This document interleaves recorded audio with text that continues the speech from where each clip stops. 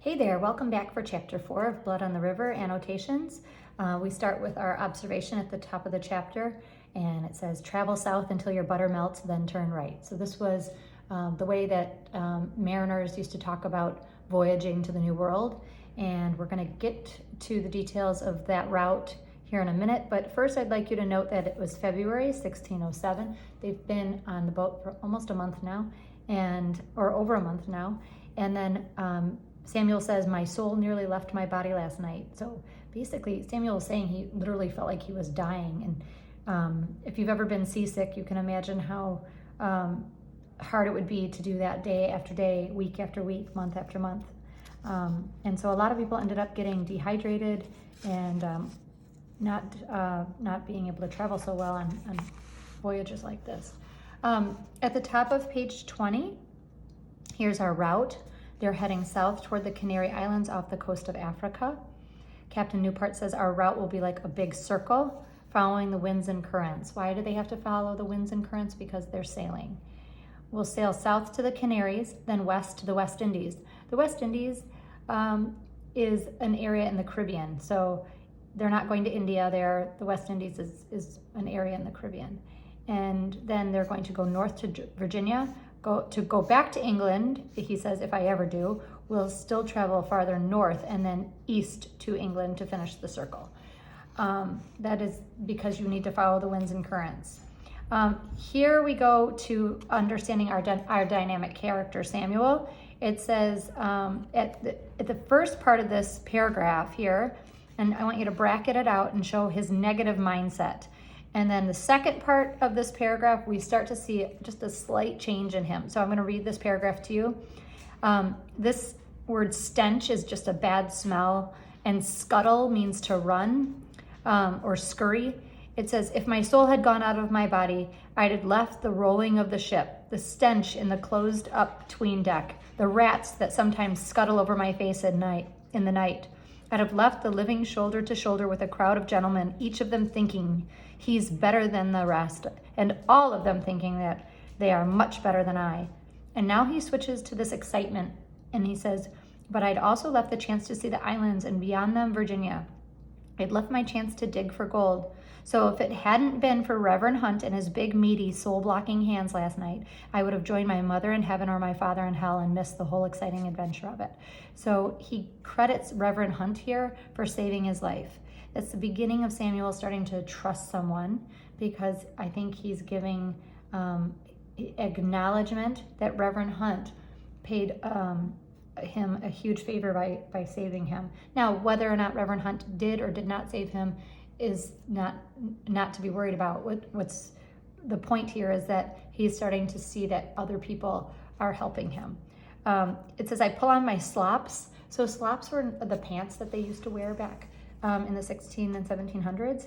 And then we go up here to see how the sea has changed. So think of the Atlantic Ocean as like a very dark, deep blue, almost black ocean with heavy waves, winds, no land in sight. And then it says he does open up the hatch this morning, and it says he sees a violet blue sky with wispy pink clouds, sunrise at sea. The wispy means like light and feathery is the way you can think of the word wispy. A lot of times we talk about like wispy hair on your forehead, just like a few hairs on your forehead. That's one way you can think of the word wispy too. And then down here, it says the sailors are basically saying that they can't believe that Samuel is still alive because he hasn't been up on deck for so long. The only time that they could come on deck, as you know, is to either empty the slop bucket or to get food for the rest of the passengers. So it says, I go to the rail, throw contents of the bucket overboard, and then stop in utter astonishment. Astonishment means you're just amazed. The ocean, which just a few weeks ago in England was its usual black-green, has completely changed. So usual black-green, this is the Atlantic. I am looking at an ocean so clear, so blue, that when a long silver fish comes to inspect what I have just tossed in, I can see the yellow stripe on his back. I linger, feeling the wind on my face. The sails are bellied out, orange, gold in the early morning light. I feel very glad that I did not leave this adventure last night. So currently they are off the coast of Africa at this point, where they're getting closer to the shore. And so he's seeing this, he went from the dark, stormy northeastern Atlantic Ocean near England, and they are moving south off the coast of Africa, and they're seeing the sea change colors too. So they're still in the Atlantic. It's just the sea is as they get closer to shore. And they're just gonna come right off the coast of Africa, and then they're gonna head west. Page 22, we have, it says Captain Newport comes strutting. Strutting just means a proud walk. A lot of times you'll see birds strut. And then it says, I'm afraid he's about to whip me for loitering on deck. Loitering means you're hanging out somewhere rather than doing what you should be doing there. A lot of places will say no loitering outside, like a movie theater or like a mall. And that just means like, unless you're there to watch a movie or to shop at the mall, you shouldn't just be hanging out there with friends. And it says, Captain Smith's baritone voice. So he has this deep voice. Baritone means a deep voice. And then this is where, remember, we've talked about that anger with the gentleman bubbling up. And remember how chapter 3 ended, where he was saying he will wield his power in another way other than using fists like us commoners do. It says, by my authority as captain of this fleet, I hereby place you under arrest. So a fleet is a group of ships. Captain Smith frowns. On what charges, he demands. He stares right at Master Wingfield as he says it, so I suspect he knows who has accused him of a crime. Captain Newport glances at Master Wingfield with a look of disgust. So even Captain Newport doesn't agree with these charges. And we know that using just our inferencing by the way he's looking, the way Captain Newport is looking at Master Wingfield with disgust, meaning this is ridiculous, but I'm doing it because I have to. I will present the charges. Charges are what the crime is being described as, says Master Wingfield. You are under arrest for intent to overthrow the government of this mission, murder the council members, and make yourself ruler. Wingfield, you are a liar, Captain Smith growls. And you, sir, will be hanged when we reach the West Indies, Master Wingfield says coldly. Captain Smith sputters, but no words come to him. His face and neck are as red as fire. There's a nice little simile there. He reels back. I see his fists balling up. He's about to throw a punch. Now, this is showing us that Samuel and Captain Smith are very similar with their tempers. And then Samuel, still being that same tempered, angry boy, says, yes, I want to shout, smash his face in. This will be even better than watching boys or drunken sailors slug it out. I want to see blood spurt out of Master Wingfield's high-ranking nose. But here's where Smith has changed over the years, and he's a little different than Samuel, so he's setting a really good example for Samuel. It says, but in the split second before Captain Smith lets loose with his fist, it is as if something reins him in. That something is self-control. He hunches his shoulder, opens and closes his hands, takes a deep breath, and he turns to Captain Newport and speaks almost calmly. Captain, do you believe these charges which have been brought against me? He asks. Captain Newport looks startled. So this is the best thing Smith can do right now, is to show that he is in control and he does not agree with, even though he does not agree with what is happening, he is showing self-control, and that is how you get where you need to be rather than using anger.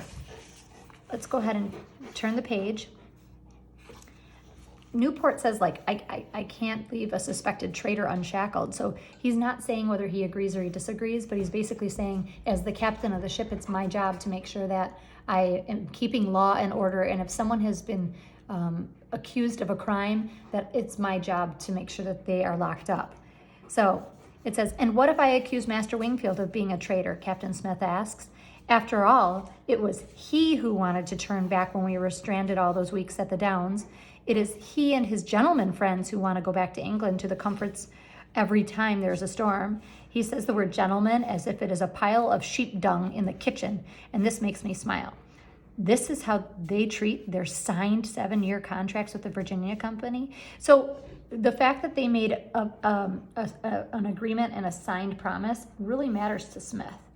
It says, "You have no right to accuse me," Master Wingfield shouts. "You are a commoner. You cannot level charges against your betters." "My betters?" Captain Smith raises his eyebrows. "A pig has more royal blood than you do." The sound Master Wingfield makes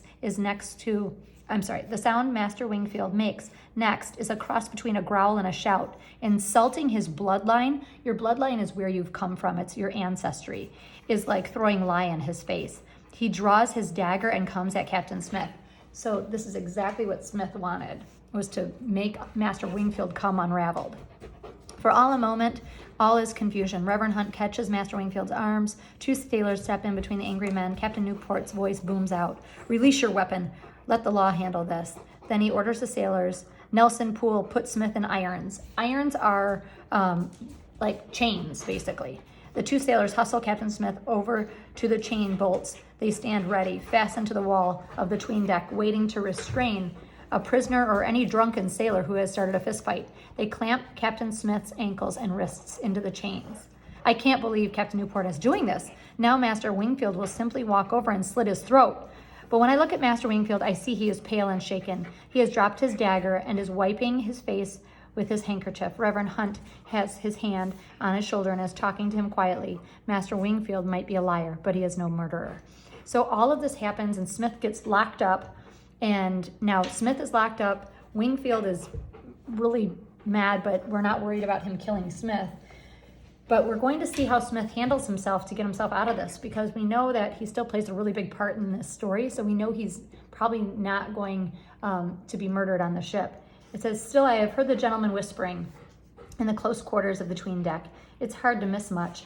They say Captain Smith is only an ignorant means stupid or dumb, ignorant commoner, and yet he wants the power of a noble. They say he will try to take over the whole mission if he is not disposed of. They say if it was not for Captain Smith insisting that they stay the course, they would be back in their comfortable homes in England by now. And all I wonder is how long it will be before someone else, someone who does have the heart of a murderer, slits Captain Smith's throat while he sleeps."